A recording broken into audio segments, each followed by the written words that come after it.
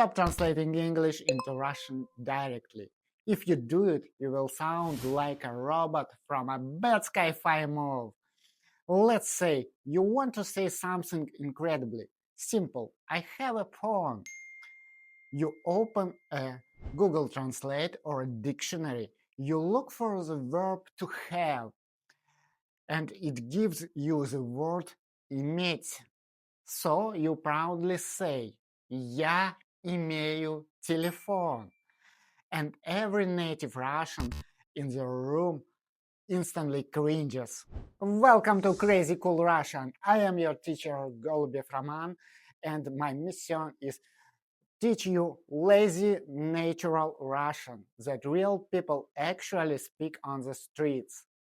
In my previous lesson we learned the heroes я, он, она, and how to ask кто это and что это. If you missed that, don't worry, you will catch up right now. Today we are talking about possession. In Russian, the verb иметь is super formal. We only use it in legal documents on very serious situation. In daily life, we don't own things. We say that things exist next to us. Look at this. Instead of I have, a Russian person thinks at me there is. Instead of he has a problem, we think at him there is a problem. It's a massive mental shift. But once you understand it, Russian grammar becomes basically like playing with Lego blocks. Let's do a quick logic check to make sure your brain is ready. How does a native Russian speaker think about the phrase she has passport? A. She owns passport. B. At her there is a passport. What do you think about it? The answer is B. We always focus on the location of the object. If you got that right, hit the like button right now and let's move to step 2, where we actually build this sentence. Alright, let's go to the laboratory. You know our basic heroes. Я, ты, он, она. To say at me or at you, these heroes cannot stay the same. They need to put on their position suit. We take the magic Russian preposition u, which means at or by, and we change the ending of our heroes.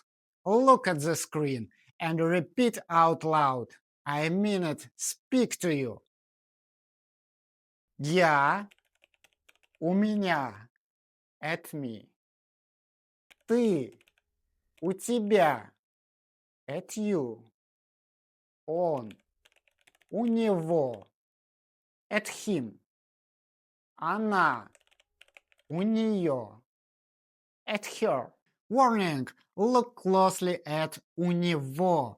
We write it with the letter G, but we pronounce it as sound V. Say with me, у него. This is a secret handshake of the Russian language. If you say у него, everyone will know you are a beginner. Say у него. Perfect. Now we have at me. У меня. У меня. We need the object, but to connect them, we need a bridge.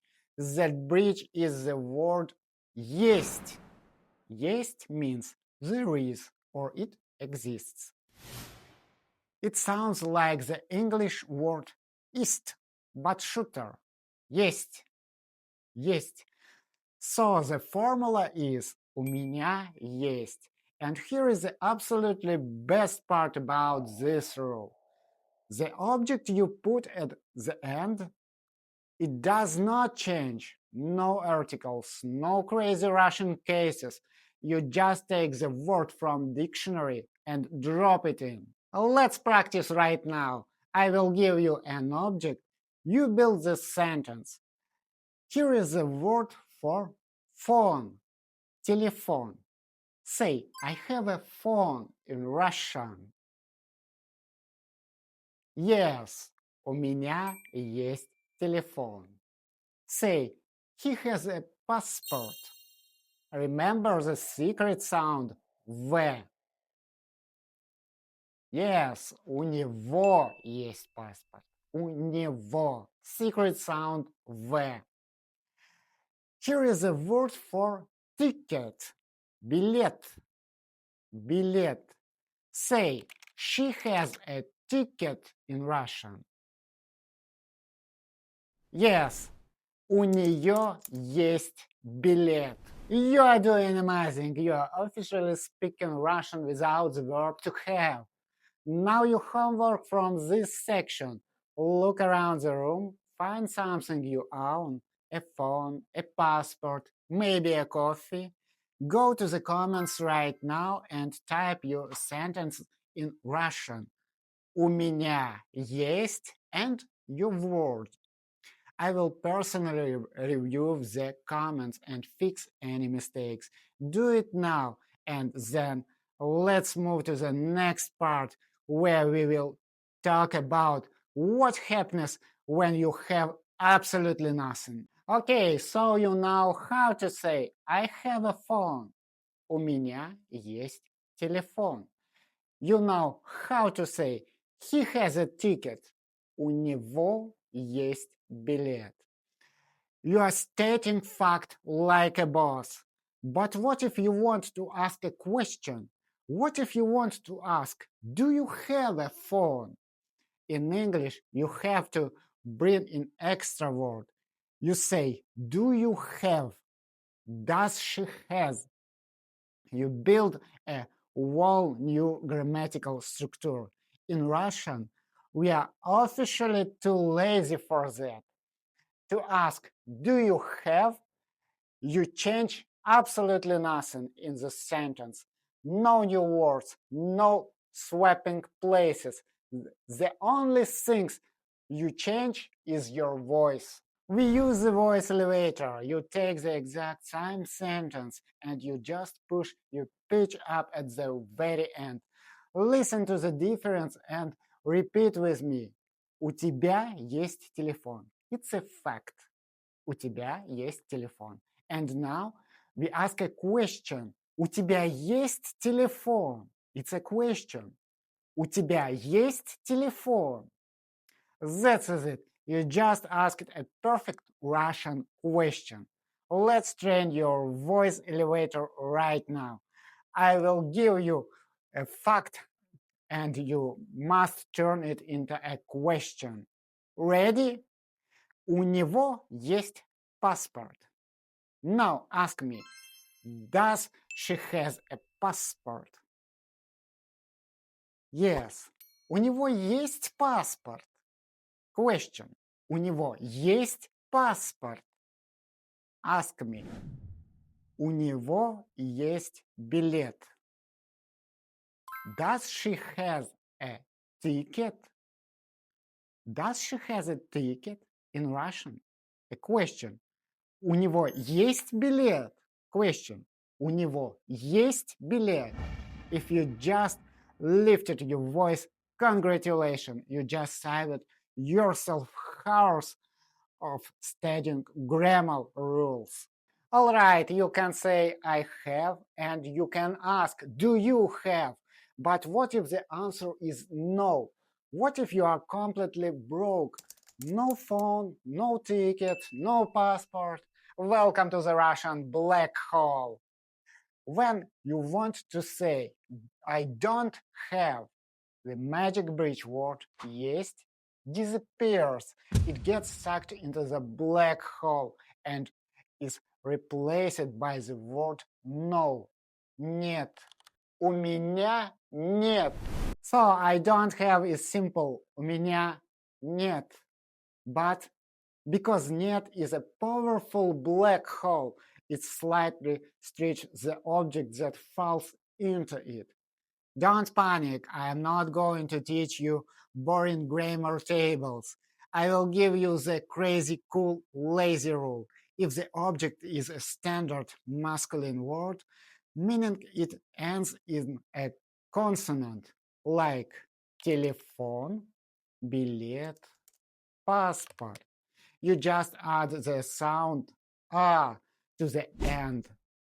It's like the word is screaming as it falls into the hole. Ah, let's test the black hole.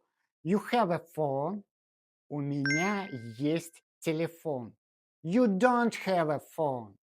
The A tells ground. У меня нет телефона. Телефона. Let's do it together. I will say the positive, you shout out the negative. Add the sound "а" in the end. I say, у него есть билет. You must say, he doesn't have a ticket in Russian. Say it. У него нет билета. У нее есть паспорт. And you say, she doesn't have a passport in Russian. У нее нет паспорта. Right. Boom! You just learned the genitive case without even knowing what is the genitive case is. You are hacking the Russian language. Now I want to see if you survived the black hole. Go to the comments and tell me one thing you don't have right now. A ticket? A passport? A problem? Wait, feminine words are different. We will cover that next time. Stick to masculine for now. Type у меня нет and your word. Example, у меня нет билета. In the next part, we are going to combine everything into a fluent real-life conversation. Now, no more theory. It's time to see if you can survive a real-life situation. Imagine you are at the Russian border. I am the officer and I am going to ask you about the thing you have. I will ask a question. You will see a prompt on the screen telling you to say yes or no. You must answer a full sentences before the timer runs out. Ready? Stand straight. Let's go. Здравствуй. У тебя есть билет? You should have said у меня есть билет. Did you get it? Let's keep going. Хорошо. А паспорт? У тебя есть паспорт? Remember the black hole. The answer is у меня нет паспорта. Here's the A at the end. У меня нет паспорта. Okay, points to a friend next to you. У него есть паспорт. У него есть паспорт. Correct. У него есть паспорт. Perfect. You just passed the border control in Russian. You made it to the end. You just survived the Russian border control and reviewed your brain to stop using the English I have.